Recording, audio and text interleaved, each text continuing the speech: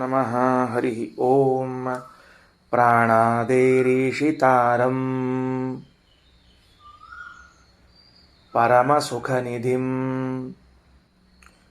ಸರ್ವದೋಷವ್ಯಪೇತಂ ಸರ್ವಾಂತಸ್ಥಂ ಸುಪೂರ್ಣಂ ಪ್ರಕೃತಿಪತಿಮಜಂ ಸರ್ವಬಾಹ್ಯಂ ಸುನಿತ್ಯಂ ಸರ್ವಜ್ಞಂ ಸರ್ವಶಕ್ತಿಂ ಸುರಮುನಿಮನುಜಾದ್ಯೈಃ ಸದಾ ಸೇವ್ಯಮಾನಂ ವಿಷ್ಣುಂ ವಂದೇ ಸದಾಹಂ ಸಕಲಜಗದನಾದ್ಯಂತ ಮಾನಂದದಂ ತಂ. ನಿನ್ನೆ ಪಾಠದಲ್ಲಿ ಈ ಬೃಹದಾರಣ್ಯಕ ಉಪನಿಷತ್ತು ಶತಪಥ ಬ್ರಾಹ್ಮಣದಲ್ಲಿ ಬರ್ತದೆ. ಇದು 8 ಅಧ್ಯಾಯಗಳು. ಹಿಂದಿನ 2 ಅಧ್ಯಾಯಗಳಲ್ಲಿ ಅಶ್ವಮೇಧಕ್ಕೆ ಸಂಬಂಧಪಟ್ಟಂತೆ ಅದರಲ್ಲಿ ಬರುವಂತಹ ಎಲ್ಲ ಕಲಾಪಗಳು, ಅಂದರೆ ಹೇಗೆ ಕುದುರೆ ಇರಬೇಕು, ಕುದುರೆಯ ಲಕ್ಷಣ ಹೇಗಿರ್ತದೆ, ಯಾಗಕ್ಕೆ ಹೇಗೆ ವಿನಿಯೋಗ ಮಾಡಬೇಕು, ಯಾವ ಯಾವ ಮಂತ್ರಗಳನ್ನು ಹೇಳಬೇಕು, ಇವುಗಳನ್ನೆಲ್ಲ 2 ಅಧ್ಯಾಯಗಳಲ್ಲಿ ಹೇಳಿ ಮುಗಿಸಿದ ಮೇಲೆ ಮುಂದಿನ ಅಧ್ಯಾಯಗಳಲ್ಲಿ ಆ ಕರ್ಮವನ್ನು ಮಾಡಿ ಕರ್ಮದಿಂದ ಶುದ್ಧ ಅಂತಃಕರಣವುಳ್ಳ ಅಧಿಕಾರಿಗೆ ಬ್ರಹ್ಮವಿದ್ಯಾ ಅಂತಂದರೆ ಪರಮಾತ್ಮನನ್ನು ತಿಳಿಸುವಂತಹ ವಿದ್ಯೆ. ಯಾಕೆ ಬ್ರಹ್ಮಶಬ್ದಶ್ಚ ವಿಷ್ಣಾವೇವ, ಬ್ರಹ್ಮಶಬ್ದ ಮುಖ್ಯವಾಗಿ ವಿಷ್ಣುವನ್ನು ಹೇಳ್ತದೆ. ಆ ಮುಖ್ಯವಾಗಿ ಹೇಳುವ ವಿಷ್ಣು ಅವ ಬ್ರಹ್ಮಶಬ್ದವಾಚ್ಯನಾಗಿದ್ದಾನೆ. ಅವನ ವಿದ್ಯೆ, ಅವನ ಉಪಾಸನಾ ಕ್ರಮವನ್ನು ಹೇಳಲಿಕ್ಕೆ ಹೊರಟದ. ಎಲ್ಲಿ ಹೇಳಬೇಕು ಅವನ ಉಪಾಸನೆಯನ್ನು? ಯಾಕೆಂದರೆ ಉಪಾಸನಾ ಅಂತಂದಾಗ ಒಂದು ಪ್ರತಿಮಾ ಬೇಕು ನಮಗೆ. ಪ್ರತಿಮೆ ಇಲ್ಲದೆ ನಾವು ಉಪಾಸನೆಯನ್ನು ಮಾಡಲಾರೆವು. ನಾವು ಪ್ರತೀಕಾಲಂಬನರು ಅಂತಂದ್ರೇನು? ಪ್ರತಿಮೆಯನ್ನು ಆಶ್ರಯಿಸಿಕೊಂಡೇ ಭಗವಂತನನ್ನು ಮತ್ತು ಪೂಜಾ ಮಾಡೋದು, ಅವನನ್ನು ಧ್ಯಾನ ಮಾಡೋದು, ಅವನನ್ನು ಸ್ಮರಣೆ ಮಾಡೋದು ಎಲ್ಲವೂ ನಾವು ಪ್ರತಿಮೆಯ ಮೇಲೆ ಅವಲಂಬಿಸಿಕೊಂಡವರು. ಆದ್ದರಿಂದಲೇ ನಮಗೇನು ಕರೆದಾರ? ಪ್ರತೀಕಾಲಂಬನರು ಅಂತ ಕರೆದಿದ್ದಾರೆ. ಅಂದಮೇಲೆ ಯಾವ ಪ್ರತಿಮೆಯಲ್ಲಿ ಭಗವಂತನ ಉಪಾಸನೆಯನ್ನು ಹೇಳಬೇಕು, ತಿಳಿಸಬೇಕು ಅಂದರೆ ಯಾರು ಅಶ್ವಮೇಧ ಯಾಗವನ್ನು ಮಾಡುವ ಅಧಿಕಾರಿ ಇದ್ದಾನೋ ಅವನಿಗೆ ಅತ್ಯಂತ ಹತ್ತಿರದಲ್ಲಿರುವಂತಹ ಒಂದು ಪ್ರತಿಮಾ ಅಂತಂದರೆ ಕುದುರೆ. ಆ ಕುದುರೆಯನ್ನು ಬಿಟ್ಟರೆ ಇನ್ನೊಂದು ಪ್ರತಿಮಾ ಇಲ್ಲ. ಅಂದಮೇಲೆ ಆ ಕುದುರೆ ಎಂಬ ಪ್ರತಿಮೆಯಲ್ಲಿಯೇನೇ ಭಗವಂತನ ಉಪಾಸನೆಯನ್ನು ಹೀಗೆ ಮಾಡಬೇಕು, ಭಗವಂತನ ಮಹಿಮೆಯನ್ನು ಹೀಗೆ ತಿಳ್ಕೊಳ್ಬೇಕು ಅಂತ ಹೇಳಿ ಕೊಡ್ತಾರೆ. ಶಾಸ್ತ್ರ ದೃಷ್ಟಾಂತವನ್ನೋ ಅಥವಾ ಏನನ್ನೋ ತಿಳಿಸಬೇಕಾಗಿದ್ದರೆ ಬುದ್ಧಿ ಹತ್ತಿರದಲ್ಲಿ ಯಾವುದನ್ನು ಗ್ರಹಣ ಮಾಡಿರುತ್ತದೋ ಅದನ್ನೇ ದೃಷ್ಟಾಂತವಾಗಿ ಕೊಡ್ತದೆ ಹೊರತಾಗಿ ಬೇರೆದನ್ನಲ್ಲ. ಬುದ್ಧಿ ಯಾವುದು ಗ್ರಹಣ ಮಾಡಿದೆ? ಈಗ ಹತ್ತಿರದಲ್ಲಿ ಯಾಗದ ಕುದುರೆಯನ್ನು ಗ್ರಹಣ ಮಾಡಿದೆ. ಅಂದಮೇಲೆ ಅಲ್ಲೇ ಹೇಳಬೇಕು ಅಂತ ವ್ಯವಸ್ಥೆ ಇಟ್ಕೊಂಡದ. ಬೇರೆ ಇನ್ನೆಲ್ಲೋ ಆಕಾಶದಲ್ಲಿ ಭಗವಂತನಿದ್ದಾನೆ, ವೈಕುಂಠದಲ್ಲಿ ಭಗವಂತನಿದ್ದಾನೆ ಅಂತ ಹೇಳಿದರೆ ಬುದ್ಧಿ ಪರಮಾತ್ಮನ ವಿಷಯವನ್ನು ಗ್ರಹಣ ಮಾಡ್ತದ, ಪ್ರತಿಮೆಯನ್ನು ಗ್ರಹಣ ಮಾಡಲಿಕ್ಕೆ ಆಗೋದಿಲ್ಲ. ಆದ್ದರಿಂದ ಹೀಗೆ ತಿಳ್ಕೊಳ್ಬೇಕು. ಕುದುರೆ, ಅಶ್ವಮೇಧ ಯಾಗದ ಕುದುರೆಯಲ್ಲೇ ಹೇಳ್ತಾ ಇದ್ದಾರೆ. ಈ ಕುದುರೆಯಲ್ಲಿ ಏನು ಹೇಳಬೇಕು? ಪರಮಾತ್ಮನ ಬಗ್ಗೆ ಹೇಳಬೇಕು. ಕುದುರೆಗೂ ಪರಮಾತ್ಮಗೂ ಏನು ಸಂಬಂಧ? ಒಮ್ಮಿನೊಮ್ಮೆಲೆ ತಿಳಿಯೋದಿಲ್ಲ ನಮಗೆ. ಅದಕ್ಕೆ ಆಚಾರ್ಯರು ಭಾಷ್ಯದಲ್ಲಿ ಪ್ರಧ್ಯಾನ ಎಂಬ ಗ್ರಂಥವನ್ನು ಇಟ್ಟುಕೊಂಡು ವ್ಯಾಖ್ಯಾನವನ್ನು ಮಾಡುತ್ತಾರೆ. ಈ ಕಡೆ ಪೇಜ್ನಾಗದ ಅಶ್ವಸ್ವರೂಪೋ ಅಂತದ, ಅಲ್ಲಿಂದ ಓದ್ಕೋತ ಬರ್ರಿ. ಅಶ್ವಸ್ವರೂಪೋ ಬ್ರಹ್ಮಭೂತ್ ಅಶ್ವರೂಪಾತ್ ಜನಾರ್ದನಾತ್. ಅಶ್ವರೂಪಾತ್ ಜನಾರ್ದನಾತ್, ಕುದುರೆಯ ರೂಪದಲ್ಲಿರುವಂತಹ ಪರಮಾತ್ಮನಿಂದ ಅಶ್ವಸ್ವರೂಪ ಬ್ರಹ್ಮ ಅಭೂತ್, ಬ್ರಹ್ಮದೇವರು ಕುದುರೆಯ ರೂಪವನ್ನು ತಾಳಿಕೊಂಡು ಹುಟ್ಟಿ ಬಂದರು. 2 ಕುದುರೆ ಬಂದವೀಗ. ಒಂದು ಪರಮಾತ್ಮ ಕುದುರೆ, ಇನ್ನೊಂದು ಬ್ರಹ್ಮ ಕುದುರೆ ಅಂತ ಬಂತು. ತತ್ರ ಸನ್ನಿಹಿತೋ ವಿಷ್ಣು ಅಶ್ವರೂಪ ಸ್ವಯಂ ಪ್ರಭು. ಯಾಗದ ಕುದುರೆಯಲ್ಲಿ ವಿಷ್ಣು ಅಶ್ವರೂಪ ಸನ್ನಿಹಿತ, ಪರಮಾತ್ಮ ಏನಾಗಿದ್ದಾನೆ? ಸನ್ನಿಹಿತನಾಗಿದ್ದಾನೆ ಕುದುರೆಯಲ್ಲಿ. ತಯೋಶ್ಚ ಪ್ರತಿಮಾ ಮೇಧ್ಯ ಯಥೋಶ್ವೋಯಂ ಶ್ರುತೌ ಶ್ರುತಃ. ಅದರಿಂದ ವೇದವು ಯಾಗೀಯ ಕುದುರೆಯಲ್ಲಿ, ಯಾಗೀಯ ಅಶ್ವದಲ್ಲಿ ಯಾರಿಬ್ಬರನ್ನ ಚಿಂತನೆ ಮಾಡ್ಲಿಕ್ಕೆ ಹೇಳ್ತಾ ಇದೆ? ಚತುರ್ಮುಖನನ್ನು ಹಾಗೂ ಪರಮಾತ್ಮನನ್ನು ಧ್ಯಾನ ಮಾಡ್ರಿ. ಯಾಕ? ತಯೋಹೋ ಪ್ರತಿಮಾ, ಆ ಬ್ರಹ್ಮದೇವರ ಹಾಗೂ ಪರಮಾತ್ಮನ ಪ್ರತಿಮೆಯಾಗಿದೆ. ಚಂದ ಆಯ್ತು ನೋಡ್ರಿ ವಿಷಯ. ಅಂದ್ರೆ ನಾವೀಗ 3 ಅಂಶವನ್ನು ತಿಳ್ಕೊಂಡ್ವಿ ಈ 1.5 ಶ್ಲೋಕದಲ್ಲಿ. ಏನು 3 ಅಂಶ? ಮೊದಲನೇದ್ದು, ಪರಮಾತ್ಮ ಅಶ್ವರೂಪದಲ್ಲಿ ಇದ್ದಾನ. ಎಲ್ಲಿದ್ದಾನ ಪರಮಾತ್ಮ? ಹೇಗಿದ್ದಾನ? ಅಶ್ವರೂಪದಲ್ಲಿ ಇದ್ದಾನ. ತಾನು ಅಶ್ವರೂಪದಲ್ಲಿ ಇದ್ದ ಪರಮಾತ್ಮ ಬ್ರಹ್ಮದೇವರನ್ನ ಸೃಷ್ಟಿಸಿದ. ಮನುಷ್ಯಾಕಾರದ ಬ್ರಹ್ಮನನ್ನು ಸೃಷ್ಟಿ ಮಾಡಲಿಲ್ಲ, ಅಶ್ವಾಕಾರದ ಬ್ರಹ್ಮನನ್ನು ಸೃಷ್ಟಿ ಮಾಡಿದ. ಈ ಅಶ್ವಾಕಾರದ ಹರಿಯು ತನ್ನಿಂದ ಸೃಷ್ಟವಾದ ಚತುರ್ಮುಖಾಕಾರದ ಅಶ್ವಾಕಾರದ ಚತುರ್ಮುಖನು ಎಲ್ಲಿ ಇದ್ದಾರೆ ಅಂದರೆ ಅಶ್ವಮೇಧ ಯಾಗದ ಕುದುರೆಯಲ್ಲಿ ಇದ್ದಾರೆ. ಎಲ್ಲ ಕುದುರೆಯಲ್ಲಿ ಇದ್ದಾರೆ ಎಂಬುದು ನಾವು ಬೇಕಾಗಿಲ್ಲ. ಈಗ ಸದ್ಯಕ್ಕೆ ನಮಗೆ ಅಶ್ವಮೇಧದ ಕುದುರೆಯದ ಅಲ್ಲಿ ಅಷ್ಟೇ ವಿಚಾರ ಮಾಡ್ಲಿಕ್ಕೆ ನಾವು. ಸಕಲ ಪದಾರ್ಥಗಳಲ್ಲಿ ಪರಮಾತ್ಮ ಇದ್ದೇ ಇದ್ದಾನ. ಅದರ ಬಗ್ಗೆ ವಿವಾದ ಇಲ್ಲ, ಚರ್ಚೆ ಇಲ್ಲ, ಉಪಾಸನೆ ಪ್ರಶ್ನೆ ಬಂದಿಲ್ಲ. ಈ ಅಧಿಕಾರಿಗೆ, ಅಶ್ವಮೇಧ ಯಾಗ ಮಾಡುವ ಅಧಿಕಾರಿಗೆ ಅಶ್ವಮೇಧದ ಕುದುರೆಯಲ್ಲಿ ಭಗವಂತನ ಚಿಂತನೆ ಹೇಳಬೇಕಾದ್ದರಿಂದ ಅಷ್ಟನ್ನು ಹೇಳ್ತಾ ಇದ್ದಾರೆ. ತಯೋಶ್ಚ ಪ್ರತಿಮಾ, ಆ ಪರಮಾತ್ಮ ಹಾಗೂ ಬ್ರಹ್ಮದೇವರಿಗೆ ಅಶ್ವಮೇಧದ ಕುದುರೆ ಅಂತನ್ನೋದು ಪ್ರತಿಮಾ ಆಗಿದೆ. ನಮಗೆ ಹೆಂಗೆ ಪಂಚಲೋಹದ ಪ್ರತಿಮಾ ಉಂಟೋ, ನಮಗೆ ಹೆಂಗೆ ಶಾಲಿಗ್ರಾಮದ ಪ್ರತಿಮಾ ಉಂಟೋ, ನಮಗೆ ಹೆಂಗೆ ಕಾಷ್ಟದ ಪ್ರತಿಮಾ ಉಂಟೋ, ಹಾಗೆ ಅಶ್ವಮೇಧದ ಯಾಗದ ಕುದುರೆಯೂ ಕೂಡ ಪ್ರತಿಮೆಯಾಗಿದೆ. ಯಾರಿಗೆ? ಭಗವಂತನಿಗೂ ಬ್ರಹ್ಮದೇವರಿಗೂ ಪ್ರತಿಮಾ ಆಗಿದೆ. ನಾವು ಪ್ರತೀಕಾಲಂಬನರಾದದ್ದರಿಂದ ಅಲ್ಲಿ ಭಗವಂತನ ಉಪಾಸನೆಯನ್ನು ಮಾಡಬೇಕು. ನಾವು ಅಂದರೆ ಯಾಗ ಮಾಡುವ ಕ್ಷತ್ರಿಯ ಅಧಿಕಾರಿಗಳು ಅಂತ ಅರ್ಥ, ನಾವಲ್ಲ, ಅವರು ಮಾಡಬೇಕು ಅಂತ ತಾತ್ಪರ್ಯ. ಅಶ್ವಸ್ವರೂಪೋ ಬ್ರಹ್ಮಾಭೂತ್. ವಾಕ್ಯ ನೋಡ್ಕೊಳ್ರಿ. ಅಶ್ವಸ್ವರೂಪ, ಕುದುರೆಯ ಆಕಾರ ಉಳ್ಳವರಾದರೂ ಬ್ರಹ್ಮ, ಚತುರ್ಮುಖ ಬ್ರಹ್ಮದೇವರು. ಹೆಂಗ? ಇದರಿಂದ ಅಂದ್ರೆ ಅಶ್ವರೂಪ ಜನಾರ್ದನಾಥ್, ಕುದುರೆಯ ರೂಪದ ಪರಮಾತ್ಮನಿಂದ. ನಿಲ್ಲೋಣಂತಿಲ್ಲಿ. ಏನು ಅರ್ಥ ಮಾಡ್ಕೋಣೀಗ ಅಂದ್ರೆ, ಸುಮ್ಮನೆ ಪುರಾಣದಲ್ಲಿ ಪಾಠದಲ್ಲಿ ಕೇಳ್ತಿರ್ತೇವೆ. ಏನು ಅಂದರೆ ಸರ್ವಾಕಾರ ಪರಮಾತ್ಮ, ಎಲ್ಲ ಆಕಾರ ಇದೆ ಪರಮಾತ್ಮನಿಗೆ ಅಂತ. ಎಲ್ಲ ಆಕಾರ ಅಂದರೆ ಏನು ಅಂತ ಗೊತ್ತಾಗೋದಿಲ್ಲ. ಸುಮ್ಮನೆ ಏನೋ ಎಲ್ಲ ಆಕಾರ ಅಂತಂದ್ರೆ ಜಗತ್ತು ಹಂಗಿದ್ದಾನೆ ಹಿಂಗಿದೆ ಅಂತ ಇಷ್ಟೇ ಹೇಳ್ತಿರ್ತೀವಿ. ಅಲ್ಲ, ಕುದುರೆ ಇದ್ರೆ ಕುದುರೆಯ ಆಕಾರ ಉಂಟು ಪರಮಾತ್ಮನಿಗೆ. ನಾವು ವಾಸ್ತವದಲ್ಲಿ ಹೆಂಗೆ ಹೇಳಬೇಕು? ಪರಮಾತ್ಮನ ಕುದುರೆಯ ಆಕಾರ ಇದ್ದದ್ದಕ್ಕೆ ಈ ಕುದುರೆ ಹುಟ್ಟೇದ ಅಂತ ಹೇಳಬೇಕು. ಆದರೆ ನಮಗೆ ಹಂಗೆ ತಿಳಿಯಂಗಿಲ್ಲ. ಆದ್ದರಿಂದ ನಮಗೆ ಜ್ಞಾತವಾದದ್ರಿಂದ ಅಜ್ಞಾತದ ಕಡೆಗೆ, ಜ್ಞಾತ ಯಾವುದಾಗ್ಯದ ನಮಗೆ ಕುದುರೆ ಗೊತ್ತದ. ಈ ಕುದುರೆಯ ಆಕಾರದ ಪರಮಾತ್ಮ ಇದ್ದಾನ ಅಂತ ಜ್ಞಾತದಿಂದ ಅಜ್ಞಾತದ ಕಡೆಗೆ ಹೊರಟದ್ದಕ್ಕೆ ಹಿಂಗೆ ವ್ಯವಹಾರವೇ ಹೊರತಾಗಿ ವಾಸ್ತವದಲ್ಲಿ ಹೆಂಗ ಕುದುರೆಯ ಆಕಾರದ ಪರಮಾತ್ಮ ಇದ್ದದ್ದಕ್ಕೆ ಇದಕ್ಕೆ ಕುದುರೆ ಆಕಾರ ಬಂತು. ಸರ್ವಾಕಾರ ಅಂತ ಅನ್ನೋದಕ್ಕೆ ಒಳ್ಳೆ ಪ್ರಮಾಣ, ಫಸ್ಟ್ ಕ್ಲಾಸ್ ಪ್ರಮಾಣ ನಮಗೆ ಸಿಕ್ಕದ್ದು. ಜೊತೆಗೇನು? ಅಶ್ವಮೇಧಯಾಗದ ಕುದುರೆ. ಇದನ್ನು ನೋಡಿದಾಗ ಓಹೋ, ಮೂಲದಲ್ಲಿ ಪರಮಾತ್ಮನಿಗೆ ಇಂತಹದ್ದೊಂದು ಆಕಾರದ, ಅಂಥ ಆಕಾರ ಇದ್ದದ್ದಕ್ಕೇನೆ ಇದಕ್ಕೆ ಇಂಥ ಆಕಾರ, ಈ ಜೀವಕ್ಕೆ ಇಂಥ ಆಕಾರ ಬಂತು. ಇದನ್ನು ಹೇಳೋದರಿಂದ ಮತ್ತೊಂದು ಲಾಭ ಏನಾಯಿತು? ಈಗ ನೋಡ್ರಿ, ಈಗ ಆಕಳದ ಒಂದು ಆಕಾರ ಪರಮಾತ್ಮನದ್ದು, ಸರಿಯಾ? ಆಕಳಿನ ಆಕಾರ ಪರಮಾತ್ಮನಿಗದ, ಈ ಆಕಳು ಹುಟ್ಟೆದ. ಕತ್ತೆ ಆಕಾರದ್ದು, ಕುದುರೆ, ಒಂಟೆ, ಸಿಂಹ, ಹುಲಿ, ಎಲ್ಲ ಆಕಾರ ಪರಮಾತ್ಮನಿಗೆ ಉಂಟು. ಆ ಆಕಾರ ಇದ್ದದ್ದಕ್ಕೆ ಈ ಆಕಾರ ಬರ್ತಾ ಇದೆ. ಸರಿ, ಇದಕ್ಕೆ ಇನ್ನೊಂದೇನು ಲಾಭ ಆಯಿತು ಅಂದರೆ, ಜೀವರಾಶಿಗಳ ಸ್ವರೂಪ ಎಲ್ಲರದ್ದು ಮನುಷ್ಯಾಕಾರ ಇಲ್ಲ. ಯಾಕೆ?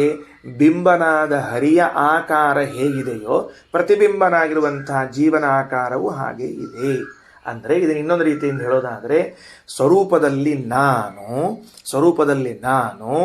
ವೃಕ್ಷದ ಆಕಾರ ಇದ್ದದ್ದಾದರೆ ಬಿಂಬನಾದ ಪರಮಾತ್ಮನು ವೃಕ್ಷನೇ ಇರ್ತಾನೆ.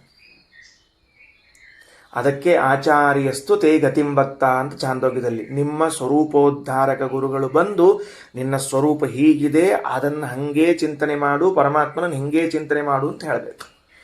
ಆಗ ಮಾತ್ರ ನಾವು ಹಂಗೆ ಉಪಾಸನ ಮಾಡ್ಲಿಕ್ಕೆ ಬರ್ತದೆ. ಅದಕ್ಕೆ ಬಿಂಬೋಪದೇಶ ಗುರುಗಳು ಸಿಗೋದು ಬಹಳ ಕಷ್ಟ. ಅಲ್ಲಿ ತನಕ ಸಮಯ ಕಾಯಬೇಕಾಗ್ತದೆ, ಅಲ್ಲಿ ಕಾಯಬೇಕಾಗ್ತದೆ ನಾವು. ಸರಿ, ಈಗ ಅಶ್ವಸ್ವರೂಪೋ ಬ್ರಹ್ಮಭೂತ್ ಅನ್ನೋದರಿಂದ ಮತ್ತೊಂದು ಮಾತು ಏನು? ಪರಮಾತ್ಮ ಯಾವ ಯಾವ ಆಕಾರದಲ್ಲಿದ್ದಾನೋ ಅದೇ ಆಕಾರದಿಂದ ಪ್ರಾಣಿ ಪಕ್ಷಿಗಳನ್ನು ಸೃಷ್ಟಿ ಮಾಡ್ತಾನೆ. ಅಂದ್ರೆ ಈಗ ನಾವು ಜಗತ್ತಿನಲ್ಲಿ ನೋಡುವ ಎಲ್ಲ ಪ್ರಾಣಿ ಪಕ್ಷಿಗಳನ್ನ ಏನ್ ಚಿಂತಿಸಬಹುದು ಅಂದ್ರೆ, ಓಹೋ ಸ್ವಾಮಿ ಇಂಥ ಆಕಾರದಲ್ಲಿದ್ದಾನ, ಸ್ವಾಮಿ ಇಂಥ ಆಕಾರದಲ್ಲಿದ್ದಾನ ಅಂತ ಚಿಂತಿಸ್ಲಿಕ್ಕೆ ಅವಕಾಶ ಉಂಟು. ಸುಮ್ಮನೆ ನೀವು ನಡ್ಕೊಂಡು ಹೊರಟಿರ್ತೀವಿ, ದಾರಿಯಲ್ಲಿ ಪಕ್ಷಿ ಹಾರ್ಕೊಂಡು ಹೊಂಟಿರ್ತದೆ, ಕಣ್ಣಿಗೆ ಬೀಳ್ತದೆ, ನೋಡಿದ ಕೂಡಲೇ ದೇವ್ರ ಈ ಆಕಾರದಾಗ ಇದ್ದಾನೆ. ನಿಮ್ಮ ಮನೆ ಕಂಪೌಂಡ್ ಮೇಲೆ ಬೆಕ್ಕು ಟಣ್ಣನ್ ಜಿಕ್ಕೊಂಡು ಹೋಗಿರ್ತದೆ, ಅದನ್ನ ನೋಡಿದ್ರು ಸ್ವಾಮಿ ಇಂಥ ಆಕಾರದಾಗ ಇದ್ದಾನೆ. ಇಷ್ಟು ಚಿಂತನೆಗೆ ಅವಕಾಶವನ್ನ ಮಾಡಿಕೊಡ್ತದೆ ಉಪನಿಷತ್ತು, ಭಾಷ್ಯ. ಅದಕ್ಕೆ ಆಚಾರ್ಯರು ಒಂದು ಸೂತ್ರಪ್ರಾಯವಾದ ಮಾತು ಹೇಳಿದರು. ಬಹುಚಿತ್ರ ಜಗದ್ ಬಹುಧಾಕರಣಾತ್ ಪರಶಕ್ತಿ ಅನಂತ ಗುಣ ಪರಮಃ ಅಂತ ಹೇಳಿದರು. ನೋಡ್ತಿರ್ತೀರಿ, ಮಳೆಗಾಲದಲ್ಲಿ ಒಂದ್ಯಾವುದೋ ಕಪ್ಪಿ, ಒಂದ್ಯಾವುದೋ ಹುಳ, ಒಂದ್ಯಾವುದೋ ಜರಿ, ಅದು ಜರಿ ಬಂದರು, ಹುಳ ಬಂದರು, ಹಾವು ಬಂದರು, ತತ್ತದಾಕಾರ ಪರಮಾತ್ಮ ಅಂತು. ಏನು ಸಂತೋಷ ಆಗ್ಬೇಡಿ ನಮಗೆ ದೇವ್ರು ಬಿಟ್ಟು ಬೇರೆಯವ್ರ ತಲೆಯಲ್ಲೇ ಬರ್ತಿಲ್ಲ ಇವಾಗ. ಏನು ನೋಡಿದ್ರು ದೇವರು ಕಾಣಿಸ್ತಾ ಇದೆ. ತುಳಸಿ ಗಿಡ ನೋಡಿದ್ರೆ ತದಾಕಾರ, ಪಾರಿಜಾತ ವೃಕ್ಷ ತದಾಕಾರ, ಸಂಪಿಗೆ ವೃಕ್ಷ ತದಾಕಾರ. ಅಬ್ಬಾ, ಎಲ್ಲಿ ನೋಡಿದಲ್ಲಿ ಪರಮಾತ್ಮನ ಆಕಾರ ಕಾಣಿಸ್ಲಿಕ್ಕೆ ಪ್ರಾರಂಭ ಆಯ್ತು ನಮಗೀಗ. ಅಶ್ವಸ್ವರೂಪೋ ಬ್ರಹ್ಮಭೂತ ಅಶ್ವರೂಪ ಜನಾರ್ದನಾತ್ ತತ್ರ ಸನ್ನಿಹಿತೋ ವಿಷ್ಣು ಅಶ್ವರೂಪ ಸ್ವಯಂ ಪ್ರಭು ತಯೋಶ್ಚ ಪ್ರತಿಮಾ ಮೇಧ್ಯ ಯಥೋಶ್ವೋಯಂ ಶ್ರುತೌ ಶ್ರುತಃ. ಶ್ರುತೌ ವೇದದಲ್ಲಿ ಅಯಂ ಅಶ್ವಃ ಮೇಧ್ಯ ಅಶ್ವಃ, ಈ ಯಾಗೀಯ ಅಶ್ವವು ತಯೋ ಪ್ರತಿಮಾ, ಅವರ ಪ್ರತಿಮಾ, ಬ್ರಹ್ಮವಾಯುಗಳ ಪ್ರತಿಮಾ ಎನಿಸಿಕೊಂಡದ. ಈ ಒಂದು ವಾಕ್ಯದಿಂದ ಇಷ್ಟು ಭಗವಂತನ ಮಹಿಮೆಯನ್ನು ತಿಳಿಸಿದ ಶ್ರೀಮದಾಚಾರ್ಯರು ಅದೇ ವಾಕ್ಯದಿಂದಲೇನೆ ವಾಯುದೇವರ ಅರ್ಥಾತ್ ಚತುರ್ಮುಖನ ಮಹಿಮೆಯನ್ನು ತಿಳಿಸ್ತಾರೆ. ಏನು ಈಗ ಅರ್ಥೈಸಿಕೊಳ್ಳೋಣ. ಚತುರ್ಮುಖನನ್ನ ಯಾಕೆ ಪರಮಾತ್ಮ ಸೃಷ್ಟಿಕರ್ತ ಅಂತ ಮಾಡಿಟ್ಟದ್ದು ಅಂದ್ರೆ, ನೋಡ್ರಿ, ಈಗ ಚತುರ್ಮುಖ ಕುದುರೆಯನ್ನು ಸೃಷ್ಟಿ ಮಾಡಬೇಕಾದ್ರೆ ಅವರು ಮೂಲತಃ ಕುದುರೆ ರೂಪವನ್ನು ತಾಳಿರಬೇಕು. ಚತುರ್ಮುಖ ಆಕಳನ್ನು ಸೃಷ್ಟಿ ಮಾಡಬೇಕಾದ್ರೆ ತಾವು ಆಕಳಾಗಿರಬೇಕು, ಇಲ್ಲದ ಮುಂದೆ ಬರ್ತದೆ. ಹಾಗಿದ್ದರೆ ಭಗವಂತನಂತೆ ಚತುರ್ಮುಖನಿಗೂ ಕೂಡ ಸರ್ವಾಕಾರ ಉಂಟು. ಅಂದಮೇಲೆ ಎಲ್ಲ ಪ್ರಾಣಿಗಳಲ್ಲೂ ಆಯಾ ಪ್ರಾಣಿಗಳ ರೂಪದಲ್ಲಿ ಚತುರ್ಮುಖ ಇದ್ದಾರೆ, ವಾಯುದೇವರಿದ್ದಾರೆ ಎಂಬುದಕ್ಕೆ ಪರ್ಯಾಯವಾಗಿ ಹೇಳಿದಂತೆ. ಇದು ಸಾರ್ವಭೌಮತ್ವ. ಪರಮಾತ್ಮ ಮತ್ತು ಬ್ರಹ್ಮದೇವರಿಗೆ ಇದನ್ನೇ ಏನು ಕರೀತಾರ ಅಂತ ಕೇಳಿದ್ರೆ ಸಹಭೋಗ ಅಂತ ಕರೆಯೋದು. ಸಹಭೋಗ. ಭಗವಂತ ಯಾವುದಾಕಾರವೋ ವಾಯುದೇವರದೇ ಆಕಾರ, ಉಳಿದ ದೇವತೆಗಳಿಗೆ ಆಕಾರದ ಅಂತ ನಾನು ಹೇಳಲ್ಲ ಈ ಸದ್ಯಕ್ಕೆ. ಸಹಭೋಗ ಕೊಟ್ಟದ್ದು ವಾಯುದೇವರಿಗೆ. ಹಾಗಿದೆ.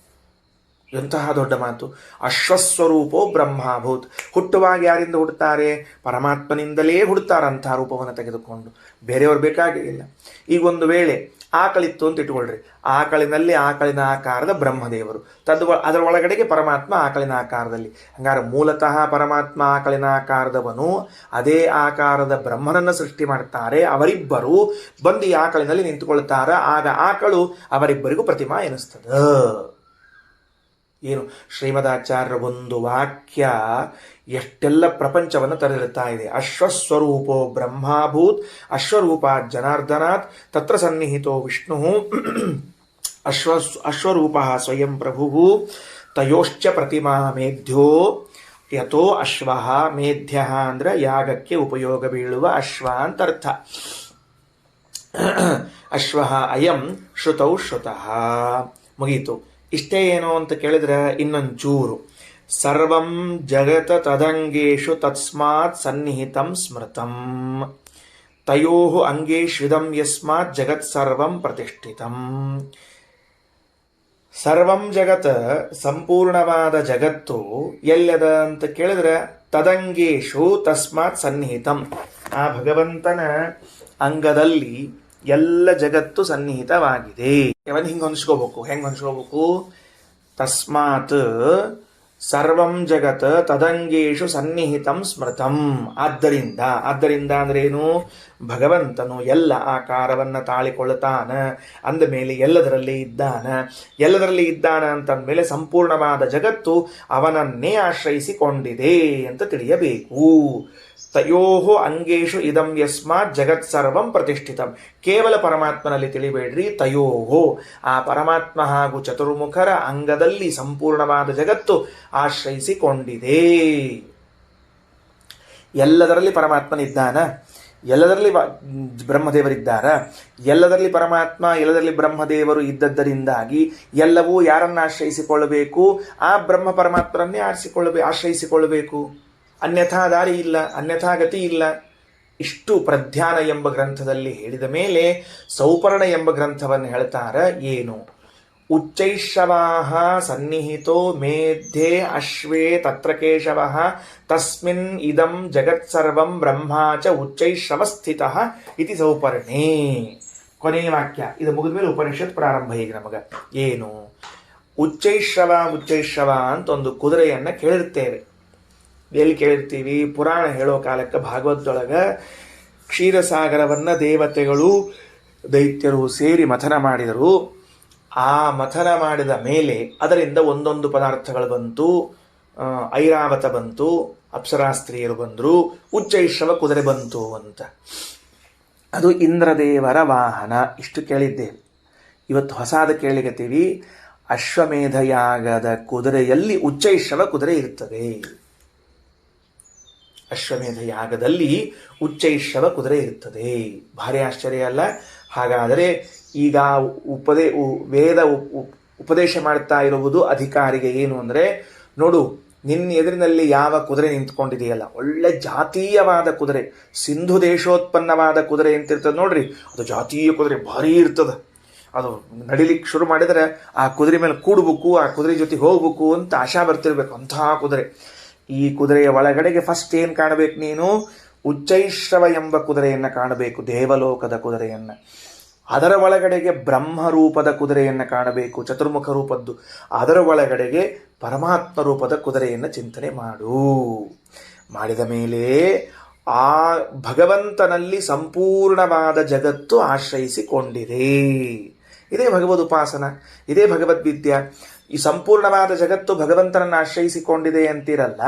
ಹಾಗಾದರೆ ಈ ಕುದುರೆಯ ಆಕಾರದಲ್ಲಿರುವ ಪರಮಾತ್ಮನ ಯಾವ ಯಾವ ಅಂಗಗಳಲ್ಲಿ, ಯಾವ ಯಾವ ಭಾಗಗಳಲ್ಲಿ ಯಾವ ಯಾವ ಜಗತ್ತು ಆಶ್ರಯಿಸಿಕೊಂಡಿದೆ ಹೇಳ್ರಿ ಅಂತ ಕೇಳಿದಾಗ ಉಪನಿಷತ್ ಶುರುವಾಯಿತು. ಉಷಾವ ಅಶ್ವಸ್ಯ ಮೇಧ್ಯಸ್ಯ ಶಿರಃ ಸೂರ್ಯಶ್ಚಕ್ಷು ವಾತಃ ಪ್ರಾಣೋ ವ್ಯಾಪ್ತಮಗ್ನಿರ್ವೈಶ್ವಾನರಃ ಅಂತ ಪ್ರಾರಂಭವಾಗ್ತಾ ಇದೆ.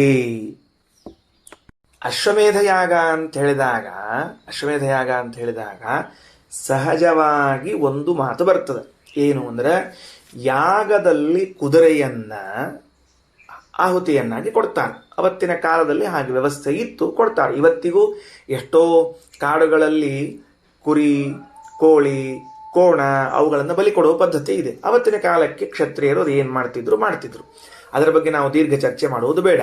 ಯಾಕೆ ಈಗ ಹೇಳ್ತಿದ್ದೀನಿ ಅಂದರೆ, ಇದು ಒಂದು ಮುಖವಾದರೆ ಅಶ್ವಮೇಧ ಅಂತನ್ನೋ ಶಬ್ದಕ್ಕೆ ಕುದುರೆಯನ್ನ ಮತ್ತು ಅಲ್ಲಿ ಯಾಗದಲ್ಲಿ ಹಾಕುವುದು ಅನ್ನೋದಾದರೆ ಕಾಠಕೋಪನಿಷತ್ತಿನಲ್ಲಿ ಬಂದ ಒಂದು ಮಾತನ್ನು ನೆನೆಸ್ಕೊಳ್ಳೋಣ ಅಂತ. ಏನು ನೆನೆಸ್ಕೊಳ್ಳೋಣ ಅಂದರೆ, ಇಂದ್ರಿಯಾಣಿ ಹಯಾನಾಹುಹು, ನಮ್ಮ ಇಂದ್ರಿಯಗಳನ್ನೇ ಕುದುರೆ ಅಂತಂದಾಗಿ ರೂಪಕದಲ್ಲಿ ವರ್ಣಿಸಲಾಗಿದೆ. ಎಲ್ಲಿ? ಕಾಟಕದಲ್ಲಿ. ಪೇಜ್ ನಂಬರು ನೀವು ತೆಕ್ಕೋದು ಕೊಡೋದು ಬೇಡ ಅಂತ ಶ್ರಮ ತಗೋಬಾರದು ಅಂತ ಸುಮ್ಮನೆ ಹೇಳಿದ್ದೀನಿ ಅಷ್ಟೇ.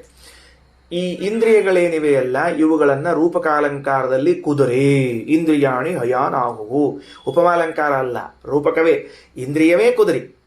ಇಂದ್ರಿಯವೇ ಕುದುರೆ ಅಂತಂದಾಗ ನನ್ನ ಪಂಚಜ್ಞಾನೇಂದ್ರಿಯ, ಪಂಚಕರ್ಮೇಂದ್ರಿಯ, ಒಂದು ಮನಸ್ಸು ಅಂತನ್ನೋದೇನದಲ್ಲ, ಇದಿಷ್ಟನ್ನು ನಾನು ಯಾವ ಶಬ್ದದಿಂದ ಕರಿತೀನಿ? ಹಯ, ಕುದುರೆ ಅಂತ ಕರಿತೀನಿ.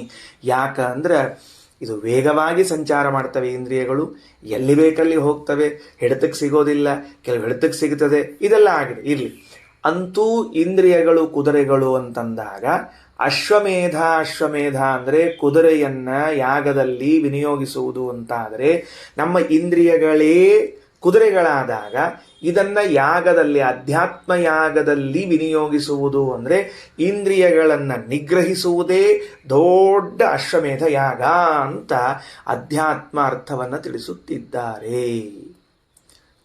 ಇಂದ್ರಿಯಗಳ ನಿಯಂತ್ರಣ ದೊಡ್ಡ ಯಾಗ. ಇದು ದೊಡ್ಡ ಯಾಗ. ಹೆಂಗೆ ನಿಯಂತ್ರಿಸಬೇಕು ಇಂದ್ರಿಯಗಳನ್ನು ಅಂತಂದ್ರೆ, ಕಣ್ಣು ಮುಚ್ಚೋಂಗೆ ಕೂತ್ಬಿಟ್ಟೆ ಸರಿ, ಬಹಳ ಸಂತೋಷ. ಇಂದ್ರಿಯ ನಿಗ್ರಹ ಮಾಡುವ ಬುದ್ಧಿವಂತರು ಮೊದಲಿಗೆ ಮಾಡುವುದೇನು ಅಂದರೆ, ಕಣ್ಣು ಮುಚ್ಚಿಕೊಂಡು ಕೂತ್ಕೊಂಡೆ ಅಂತ. ಕಣ್ಣೊಂದು ಮುಚ್ಚಿದೆ, ಕಿವಿ ಮುಚ್ಚಿಗೋನೋಣಂತ. ಈಗ ಕಿವಿ ಮುಚ್ಚಿಗೋನೋಣಂತ. ಬಾಯಿ ಮುಚ್ಚಿಕೊಳ್ಳಬಹುದು, ಕಣ್ಣು ಮುಚ್ಚಿಕೊಳ್ಳಬಹುದು, ಕೈಕಾಲುಗಳನ್ನು ಗಟ್ಟಿ ಹಿಡ್ಕೊಂಡು ಕೂಡಬಹುದು.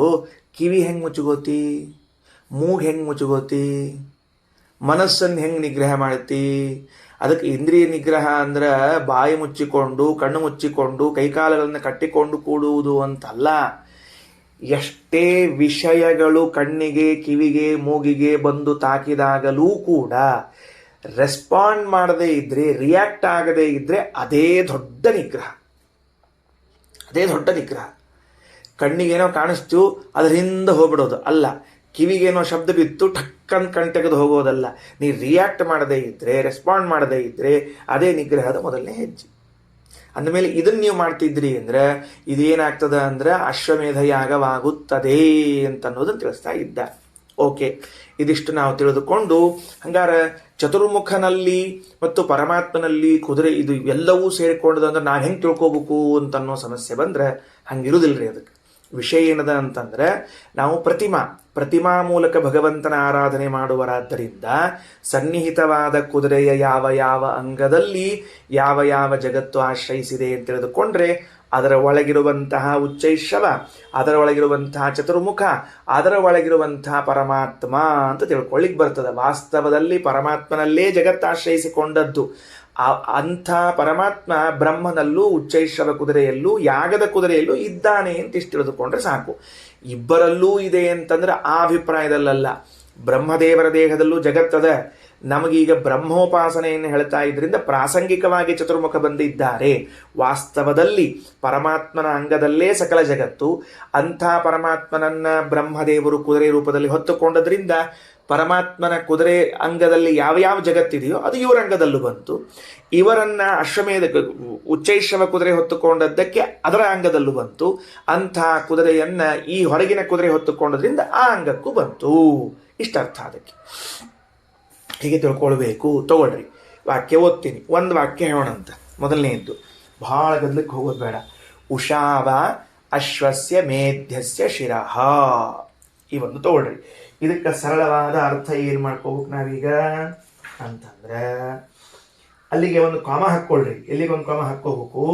ಉಷಾವ ಅಶ್ವಸ್ಯ ಮೇಧ್ಯಸ್ಯ ಶಿರಃ ಅಂತನ್ನುವಲ್ಲಿ ಒಂದು ದಂಡಕ ಹಾಕ್ಕೊಳ್ರಿ. ಅಷ್ಟಷ್ಟೇ ಒಂದು ದಂಡಕ ಬೇಕು ಅಂದ್ರೆ ಸರಿ ಹೋಗ್ತದೆ. ತಿಳಿತಾ? ಮೇಧ್ಯಸ್ಯ ಅಶ್ವಸ್ಯ, ಯಾಗಕ್ಕೆ ವಿನಿಯೋಗ ಮಾಡುವಂತಹ ಕುದುರೆ ಏನಿದೆಯಲ್ಲ ಅದರ ಶಿರಃ ಅಂದ್ರೆ ತಲೆಯು, ಉಷಾ ಅದರ ತಲೆ ಏನಾಗ್ಯದ? ಉಷಾ ಆಗ್ಯದ. ಏನು ಹಿಂಗಂದ್ರೆ ಉಷಾ ಆಗ್ಯದಂದ್ರೆ ಏನು ತಿಳ್ಕೋಬೇಕು? ಅದಕ್ಕೆ ಮಂತ್ರಾಲಯ ಸ್ವಾಮಿಗಳು ಖಂಡಾರ್ಥದಲ್ಲಿ ಬರೀತಾರೆ. ಏನಂತ ಬರೀತಾರೆ ಅಂತಂದ್ರೆ, ಈಗ ಒಂದು ಮಾತು ಹೇಳ್ತೀನಿ, ಇಷ್ಟೇ ವಾಕ್ಯ ಇಟ್ಕೊಳ್ರಿ, ಮೇಲಿಂದ ಮೇಲೆ ಹೇಳ್ರಿ, 2 ಸಲ 3 ಸಲ ಹೇಳ್ರಿ. ಯಾಗದ ಕುದುರೆಯ ತಲೆಯು ಉಷಾದೇವಿ, ಯಾಗದ ಕುದುರೆಯ ತಲೆಯು ಉಷಾದೇವಿ. ಈ ಉಷಾ ಅಂತನ್ನೋ ಶಬ್ದಕ್ಕೆ ಮೊದಲ ಅರ್ಥ ಉಷಾದೇವಿ ಅಂತ ಅರ್ಥ.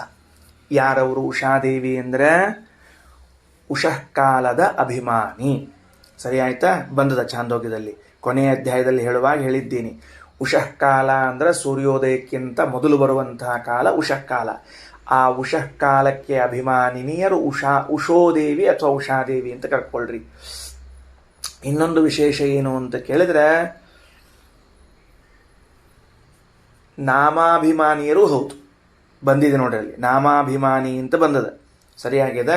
ನಾಮಾಭಿಮಾನಿಯರು. ಆ ನಾಮಾಭಿಮಾನಿಯರು ಭಗವಂತನ ಸರ್ವನಾಮಗಳು ಎಷ್ಟು ನಾಮಗಳಿವೆಯೋ ಆ ಎಲ್ಲದಕ್ಕೂ ನಾಮಕ್ಕೂ ಅಭಿಮಾನಿಯಾಗಿದ್ದಾರೆ, ಉಷಃಕಾಲಕ್ಕೆ ಅಭಿಮಾನಿಯಾಗಿದ್ದಾರೆ. ಅವರು ಎಲ್ಲಿದ್ದಾರೆ?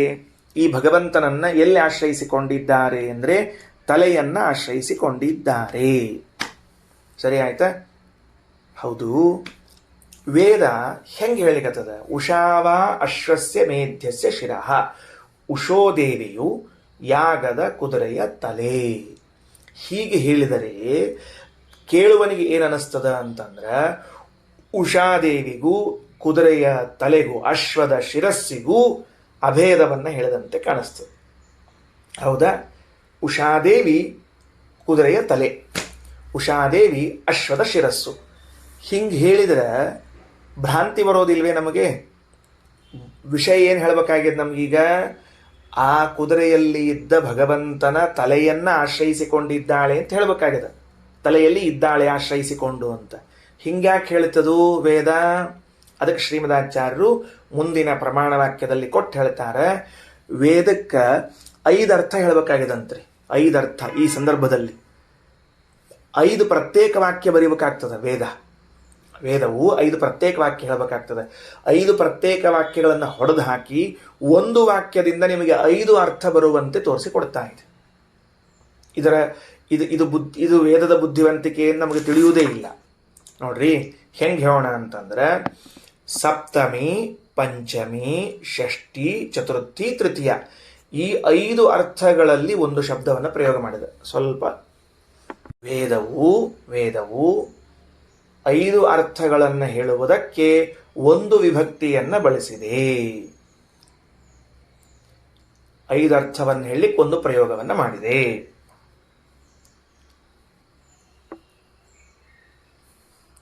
ಸಪ್ತಮಿ, ಪಂಚಮಿ, ಷಷ್ಠಿ, ಚತುರ್ಥಿ, ತೃತೀಯ ಈ 5 ವಿಭಕ್ತಿಯ ಅರ್ಥಗಳನ್ನು ಹೇಳುವುದಕ್ಕೆ ವೇದವು ಪ್ರಥಮ ವಿಭಕ್ತಿಯನ್ನು ಬಳಸಲಾಗಿದೆ. ವೇದಕ್ಕೆ ಸಪ್ತಮಿ ವಿಭಕ್ತಿಯ ಅರ್ಥವನ್ನು ಹೇಳಬೇಕು ಅಂತದ ಈ ಶಬ್ದಕ್ಕೆ, ಜೊತೆಗೆ ಪಂಚಮಿ ವಿಭಕ್ತಿಯ ಅರ್ಥವನ್ನು ಹೇಳಬೇಕು ಅಂತದ. ಷಷ್ಠಿ, ಚತುರ್ಥಿ, ತೃತೀಯ 5 ವಿಭಕ್ತಿಗಳ ಅರ್ಥವನ್ನು ಹೇಳಲಿಕ್ಕೆ ತಾನು ಸುಲಭ ಮಾಡಿಕೊಂಡಿತು. ಏನು ಮಾಡಿಬಿಡ್ತು? ಪ್ರಥಮ ವಿಭಕ್ತಿಯನ್ನು ಬಳಸಿಬಿಡ್ತು. ಪ್ರಥಮ ವಿಭಕ್ತಿ ಒಂದನ್ನು ಬಳಸಿದ್ದಕ್ಕೆ 5 ಅರ್ಥಗಳಲ್ಲಿ ಇಲ್ಲಿ ನಾವು ತೆಗೆದುಕೊಳ್ಳಿಕ್ಕೆ ಅವಕಾಶ ಆಗ್ತದೆ. ಯಾಕಂದ್ರೆ ವ್ಯಾಕರಣದ ಒಂದು ಸೂತ್ರ. ಏನು ಸೂತ್ರ ಅಂದ್ರೆ, ಸಪ್ತಸು ಪ್ರಥಮ ವಿಭಕ್ತಿಯು ತನ್ನದೇ ಒಂದು ಅರ್ಥವನ್ನಲ್ಲದೆ ಮುಂದಿನ 6 ವಿಭಕ್ತಿಗಳ ಅರ್ಥವನ್ನು ಹೇಳಬಲ್ಲದು. ಅಂದ್ರೆ ಪ್ರಥಮ ವಿಭಕ್ತಿಗೆ ಎಷ್ಟು ಸಾಮರ್ಥ್ಯ ಅದ?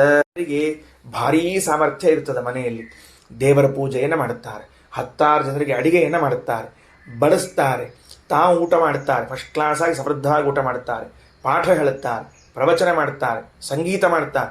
ಏನ್ರಿ ಒಬ್ಬರಿದ್ದಾರೆ ಇಷ್ಟೆಲ್ಲ ಮಾಡ್ತಾರ ಅಂದ್ರೆ ಸಾಮರ್ಥ್ಯ. ಹಾಗೆ ಒಬ್ಬ ವ್ಯಕ್ತಿ ಮಲ್ಟಿ ಟ್ಯಾಲೆಂಟ್ ಅಂತ ಏನು ಕರ್ಸ್ಕೋತಾನ, ಹಾಗೆ ಒಂದು ವಿಭಕ್ತಿಗೆ ಮಲ್ಟಿ ಟ್ಯಾಲೆಂಟ್ ಅದ. ಏನದ ಅಂದ್ರೆ ಒಂದು ವಿಭಕ್ತಿಗೆ ಅದು ಪ್ರಥಮ ವಿಭಕ್ತಿಯಲ್ಲಿ ಬಳಸಿದ್ರೂ ಕೂಡ ಮುಂದಿನ 6 ವಿಭಕ್ತಿಗಳ ಅರ್ಥವನ್ನು ಅನಾಯಾಸವಾಗಿ ಹೇಳಬಲ್ಲದಂತೆ. ಹಾಗಿದ್ರೆ ಇಲ್ಲಿ ನಾವು ಎಷ್ಟು ಅರ್ಥದಲ್ಲಿ ತಗೋಬೇಕಾಗಿದೆ? 5 ಅರ್ಥದಲ್ಲಿ ತಗೋಬೇಕಾಗಿದೆ. ಒಂದು ವಾಕ್ಯ ಏನದದು? ಉಷಾವ ಅಶ್ವಸ್ಯ ಮೇಧ್ಯಸ್ಯ ಶಿರಃ. ಯಾಗದ ಅಶ್ವದ ಶಿರಸ್ಸು ಇದು ಉಷಾ ಅಂದ್ಬಿಟ್ರೆ ಈಗೇನು ಮಾಡಬೇಕು? ಸಪ್ತಮಿ, ಪಂಚಮಿ, ಷಷ್ಠಿ, ಚತುರ್ಥಿ, ತೃತೀಯ ಇಷ್ಟು ಅರ್ಥದಲ್ಲಿ ಹೇಳಬೇಕು. ಕ್ರಮವಾಗಿ ಹೇಳ್ತಾ ಬರೋಣಂತ. ಏನು ಹೇಳೋಣ ಅಂತಂದ್ರೆ, ಪಂಚಮಿ ವಿಭಕ್ತಿ ಅರ್ಥವನ್ನು ಹೇಳೋಣಂತ. ಪಂಚಮಿ ವಿಭಕ್ತಿ ಅರ್ಥ ಅಂದ್ರೆ ಏನು ಅಂದ್ರೆ, ಯಾಗದ ಕುದುರೆಯಲ್ಲಿ ಇರುವ ಪರಮಾತ್ಮನ ತಲೆಯಿಂದ ಉಷಾದೇವಿಯು ಹುಟ್ಟಿದ್ದಾಳೆ. ಪಂಚಮಿ ವಿಭಕ್ತಿ ಅರ್ಥ ಮುಗಿತು. ಕುದುರೆಯ ತಲೆಯಲ್ಲಿ ಪರಮಾತ್ಮನ ತಲೆ ಇದೆ, ಉಳಿದು ಬಿಟ್ಬಿಡ್ರಿ. ಬ್ರಹ್ಮದೇವರ ಅಶ್ವಮೇಧ ಬಿಟ್ಬಿಡ್ರಿ, ಇದು ಉಚ್ಚೈಷ ಬಿಡ್ರಿ, ಯಾಕಂದ್ರೆ ಅದು ಮತ್ತೆಲ್ಲ ಗಂಭೀರ ಆಗ್ಬಿಡ್ತದೆ. ಇಷ್ಟೇ ತಿಳ್ಕೊಂಡಂತ. ಕುದುರೆ ಹಿಂಗೆ ತಲೆ ಮಾಡ್ಕೊಂಡು ನಿಂತಿರ್ತಲ್ಲ, ಅದು ಕುದುರೆ ಹಿಂಗದ ಇಲ್ಲಿ ಹಿಂಗೆ. ಆ ಕುದುರೆ ಮುಖ ಹಿಂಗಿರುವಾಗ ಆ ಶಿರಸ್ಸಿನ ಭಾಗ ಅಂತೇನದ, ಆ ಶಿರೋಭಾಗದಿಂದ ಉಷಾದೇವಿ ಹುಟ್ಟಿದ್ದಾಳೆ. ಯಾವ ಅರ್ಥ ಇದು? ಪಂಚಮಿ ವಿಭಕ್ತಿಯಲ್ಲಿ ಅರ್ಥ ಮಾಡಿಕೊಳ್ಬೇಕಾದ್ದು ಒಂದು. ಎರಡನೇ ವಿಭಕ್ತಿ ಅರ್ಥ ಮಾಡ್ಕೋಬೇಕೇನಿದಕ್ಕೆ ಅಂತಂದ್ರೆ, ಸಪ್ತಮಿ ಅಂದರೆ ಹುಟ್ಟಿದವಳು ಅಲ್ಲೇ ಆಶ್ರಯಿಸಿಕೊಂಡಿದ್ದಾಳೆ, ಪರಮಾತ್ಮನ ಶಿರಸ್ಸನ್ನೇ ಆಶ್ರಯಿಸಿಕೊಂಡಿದ್ದಾಳೆ. ಕೂಸನ್ನ ತಾಯಿ ಹಡೆದಿರ್ತಾಳೆ. ತಾಯಿಯಿಂದ ಹುಟ್ಟಿ ಬಂದವ್ರು ನಾವು ತಾಯಿಯ ತೊಡೆಯನ್ನೇ ಆಶ್ರಯಿಸಿಕೊಂಡಿರ್ತೇವೆ, ತಾಯಿಯ ತೊಡೆಯಲ್ಲೇ ಕುಳಿತಿರ್ತೇವೆ. ಅಲ್ಲಿ ಹೋಗಿ ಬೇರೆ ಕಡೆಯಲ್ಲಿ ಹೋಗ್ಬೇಕು, ನಾವೆಲ್ಲ ಅಮ್ಮನ ಬಗಲಲ್ಲೇ ಕೂತಿರಬೇಕು. ಹಾಗಾದ್ರೆ ಅವಳಿಂದ ಹುಟ್ಟಿ ಅವಳನ್ನೇ ಆಶ್ರಯಿಸಿಕೊಳ್ತೇವೆ. ಇದು 2 ವಿಭಕ್ತಿ ಆಯಿತು. 3ನೇ ವಿಭಕ್ತಿ ಯಾವುದು ಅಂತ ಕೇಳಿದ್ರೆ, ಷಷ್ಠಿ ವಿಭಕ್ತಿ. ಅಂದ್ರೆ ಅದರ ಅಧೀನ ಅಂದ್ರೆ ಏನು? ತಲೆಯ ಅಧೀನ. ಅದು ಬೇರೆ ಇನ್ಯಾವ ಅಂಗದ ಅಧೀನ ಆಗಿರೋದಿಲ್ಲ. ಅದು ಅದರ ಅಧೀನ ಆಗಿರ್ತದೆ. ಅದು ತಲೆಯ ಅಧೀನವಾಗಿದೆ. ಈಗ ನನ್ನ ಮನೆ ಅಂತ ಕರೆದೆ. ನನ್ನ ಮನೆ ಅಂದ್ರೆ ನನ್ನ ಅಧೀನವಾದ ಮನೆ ಅಂತ ಅರ್ಥ. ಅದಕ್ಕೆ ನನ್ನ ಅಧೀನವಾದ ಮನೆ ಅಂತ ಅರ್ಥ. ನನ್ನ ಮನೆ ಅಂದರೆ ಏನು, ನನ್ನ ವಸ್ತು ಅಂದರೆ ಅರ್ಥ ಅದಕ್ಕೆ, ನನ್ನ ಅಧೀನವಾದ ವಸ್ತು ಅಂತ ಅರ್ಥ ಅದಕ್ಕೆ, ನಾನು ಸ್ವಾಮಿ ಅದಕ್ಕೆ. ಹಾಗಾದರೆ ಷಷ್ಠಿ ಭಕ್ತಿಯಲ್ಲಿ ಅರ್ಥ ಮಾಡಬೇಕಾದ್ರೆ ಉಷಾದೇವಿಯು ಶಿರಸ್ಸಿನ ಅಧೀನ. ಸರಿ, ಇನ್ನು ಚತುರ್ಥಿ ವಿಭಕ್ತಿ. ಚತುರ್ಥಿ ವಿಭಕ್ತಿ ಹೆಂಗೆ ಅರ್ಥ ಮಾಡಬೇಕು ಅಂದ್ರೆ ಅದಕ್ಕೆ ಮಂತ್ರಾಲಯ ಸ್ವಾಮಿಗಳು ಬರೀತಾರೆ, ತಲೆಗಾಗಿ ಉಷಾದೇವಿ. ಚತುರ್ಥಿ ವಿಭಕ್ತಿ ತಸ್ಮೈ ಅಂತ ಹೇಳಬೇಕು.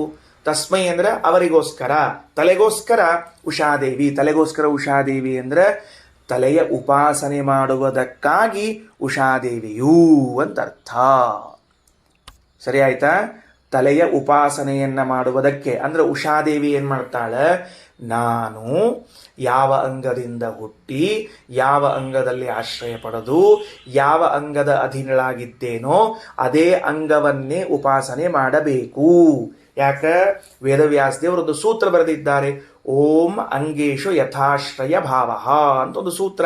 ಆ ಸೂತ್ರದಲ್ಲಿ ಏನು ತಿಳಿಸಿಕೊಟ್ಟಿದ್ದಾರೆ ಅಂದರೆ, ಯಾವ ಯಾವ ದೇವತೆಗಳು ಯಾವ ಯಾವ ಅಂಗದಿಂದ ಹುಟ್ಟುತ್ತಾರೋ ಆಯಾ ಅಂಗವನ್ನು ಉಪಾಸನೆ ಮಾಡಬೇಕು. ಇದು ಚತುರ್ಥಿ. ತೃತೀಯ ಅಂದರೆ ಆ ಅಂಗದಿಂದಲೇ ಪ್ರೇರಿತಳಾಗುತ್ತಾಳೆ. ಉಷಾದೇವಿಗೆ ಭಗವಂತ ಶಿರಸ್ಸಿನಿಂದಲೇ ಪ್ರೇರಣೆಯನ್ನು ಮಾಡ್ತಾನ. ನೋಡ್ರಿ, 5 ಅರ್ಥ. ಉಷಾವ ಅಶ್ವಸ್ಯ ಮೇಧ್ಯಸ್ಯ ಶಿರಃ, ಇಷ್ಟಕ್ಕೆ 5 ಅರ್ಥ ಬಂತಿವಾಗ. ವೇದ ಬುದ್ಧಿವಂತ ಹೌದೋ ಅಲ್ಲೋ? ಭಾರಿ ಬುದ್ಧಿವಂತ. ಒಂದು ವೇಳೆ 5 ವಾಕ್ಯ ಹಿಂಗೆ ಹೇಳಿದ್ದಿಲ್ಲ ಅಂದ್ರೆ 5 ವಾಕ್ಯ ಹೇಳಬೇಕಾಗಿತ್ತೀಗ. ಮುಂದಿನ ವಾಕ್ಯ ತಗೊಳ್ರಿ. ಸೂರ್ಯಶ್ಚಕ್ಷು, ಸೂರ್ಯಶ್ಚಕ್ಷು ಅಂತದ ಸಮಾನ ವಿಭಕ್ತಿಗಳೆಲ್ಲದ. ಸೂರ್ಯ ಚಕ್ಷು, ಸೂರ್ಯನು ಕಣ್ಣು. ಯಾಗದ ಕುದುರೆಯ ಕಣ್ಣು ಸೂರ್ಯ ಅಂದ್ಬಿಟ್ರೆ ಏನು ಅರ್ಥ ಬರಂಗಿಲ್ಲ, ನೀವು ಹೇಳಿದ ಅರ್ಥ ಬರೋದಿಲ್ಲ. ನೀವು ಹೇಳಿದ್ದು ಅಂದ್ರೆ ಜಗತ್ತು ಪರಮಾತ್ಮನನ್ನ ಆಶ್ರಯಿಸಿಕೊಂಡಿದೆ ಅಂತ ಅರ್ಥ ಬರಲಿಲ್ಲ. ಏನು ಬಂತು? ಜಗತ್ತು ಪರಮಾತ್ಮ ಅಭಿನ್ನರು ಅಂತ ಅರ್ಥ ಬಂದ್ಬಿಡುತ್ತೆ. ಜಗತ್ತು ಅಂದ್ರೆ ಏನು? ಸೂರ್ಯ, ಚಂದ್ರ, ದೇವತೆಗಳು, ಪರ್ವತಗಳು, ಭೂಮಿಗಳು, ಇವೆಲ್ಲ ಜಗತ್ತು. ಭಗವಂತನಿಂದ ಭಿನ್ನವಾದದ್ದೆಲ್ಲ ಜಗತ್ತಲ್ವೇನು? ಮತ್ತೆ ಜಗದೀಶ ಅನ್ನುವಾಗ ಜಗತ್ ಪ್ಲಸ್ ಈಶ. ಹಾಗಾದರೆ ಸೂರ್ಯ ಜಗತ್ತಿನಲ್ಲಿ ಬರುವಂಥವನು. ಈ ಸೂರ್ಯನು ಅಶ್ವದ ಚಕ್ಷು ಕಣ್ಣು ಅಂತ ಹೇಳಿಬಿಟ್ರೆ ಆಶ್ರಯ ಆಶ್ರಯಿ ಅಂತ ಬರಲಿಲ್ಲ. ಒಂದು ಆಶ್ರಯ ಪಡೆದದ್ದು ಇನ್ನೊಂದು ಆಶ್ರಯ ಕೊಟ್ಟದ್ದು ಅಂತ ಬರಲಿಲ್ಲ. ಅದಕ್ಕೆ ವೇದ ಏನು ಮಾಡಿತು? ನಾ ಪ್ರಥಮ ವಿಭಕ್ತಿಯಲ್ಲಿ ಬಳಸಿದ್ದೇನೆ, ನೀನು ಸಪ್ತಮಿ, ಷಷ್ಠಿ, ಪಂಚಮಿ, ಚತುರ್ಥಿ, ತೃತೀಯ ಇಷ್ಟರ್ಥವನ್ನು ತೆಗೆದುಕೋ. ಆಗೇನಾಯಿತು?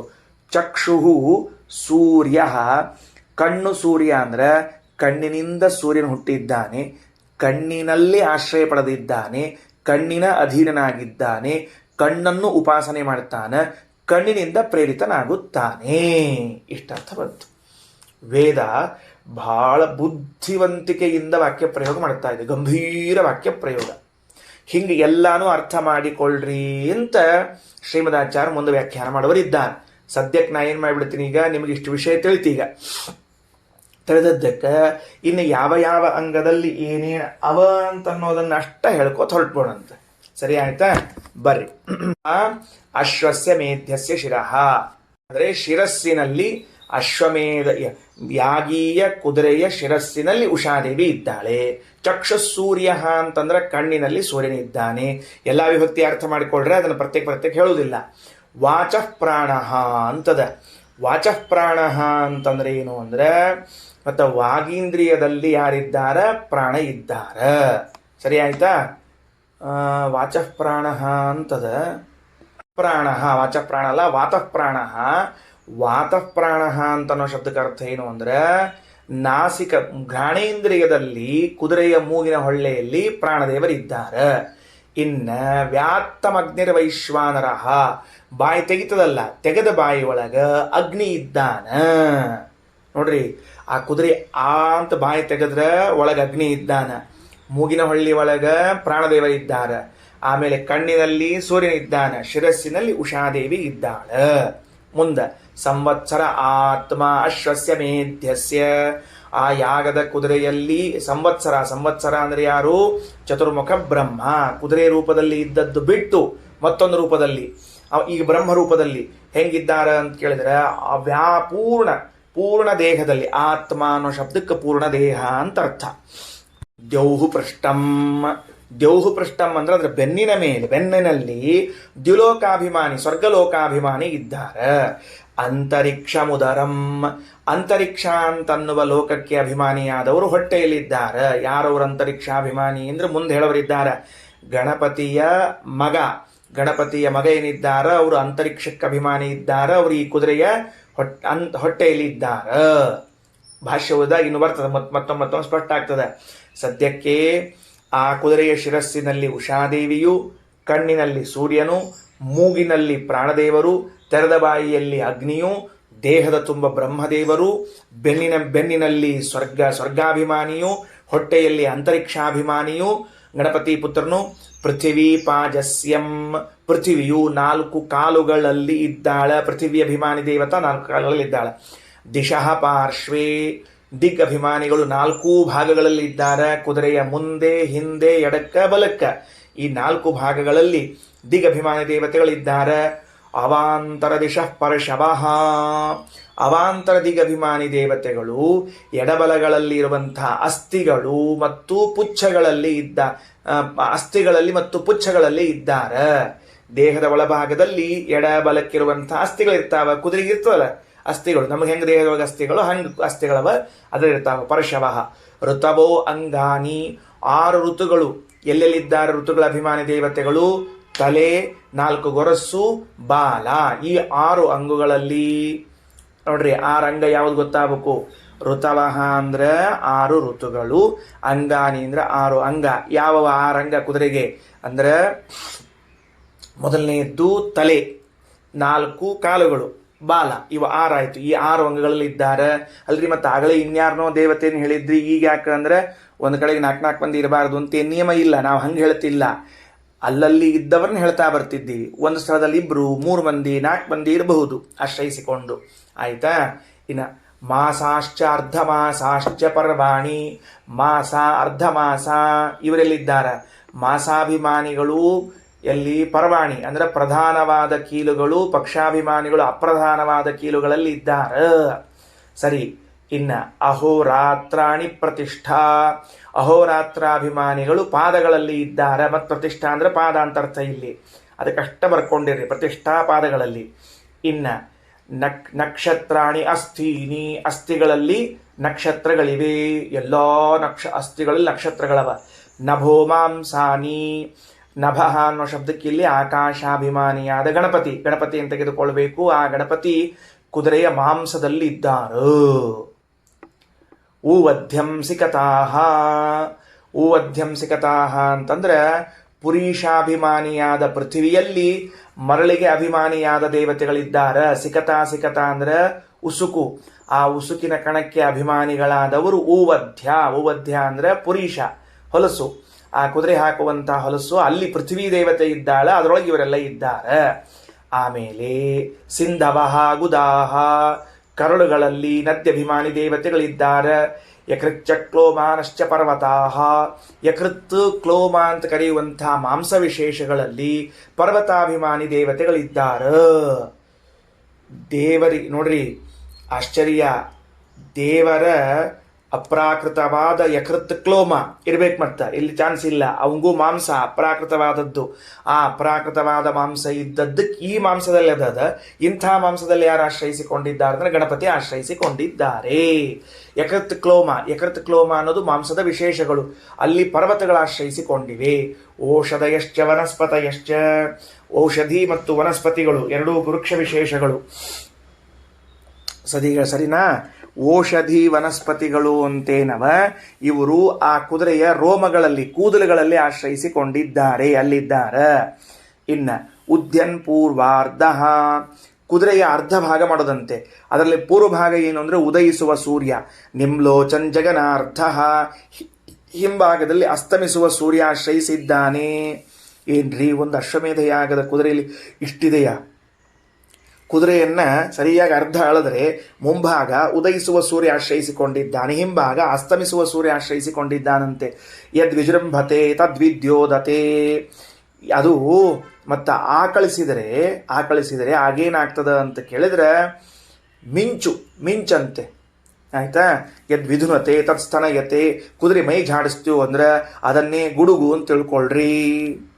ಕುದುರೆ ಮೈ ಝಾಡಿಸಿದ್ರೆ ಗುಡುಗು, ಅದು ಆಕಳಿಸಿದ್ರೆ ಏನದು ಮಿಂಚು ಅಂತ ತಿಳ್ಕೊಳ್ರಿ. ಯದ್ ಮೇಹತಿ ತದ್ವರ್ಷತಿ, ಅದು ಮೂತ್ರವನ್ನು ವಿಸರ್ಜಿಸಿದರೆ ಅದೇ ಮಳೆ ಅಂತ ತಿಳಿದುಕೊಳ್ಳ್ರಿ. ವಾಗೇವ ಅಸ್ಯ ವಾಕ್, ವಾಗ್ದೇವಿ ಈ ಕುದುರೆಯ ಕೆನೆಯುವಿಕೆಯಲ್ಲಿ ಇದ್ದಾಳೆ. ಕುದುರೆ ಕೆಣಿತದಲ್ಲ, ಆ ಕೆನೆಯುವಿಕೆಯಲ್ಲಿ ಅವಳಿದ್ದಾಳೆ ಅಂತ ಅರ್ಥ ಮಾಡಿಕೊಳ್ಳ್ರಿ. ಮುಗಿತು. ಅಷ್ಟೂ ದೇವತೆಗಳನ್ನು ಹೇಳಿ ಮುಗಿಸಿದ್ದಾರೆ. ಸಾಮಾನ್ಯ ಅಭಿಪ್ರಾಯ ತಿಳ್ಕೊಂಡಿದ್ದೇವೆ.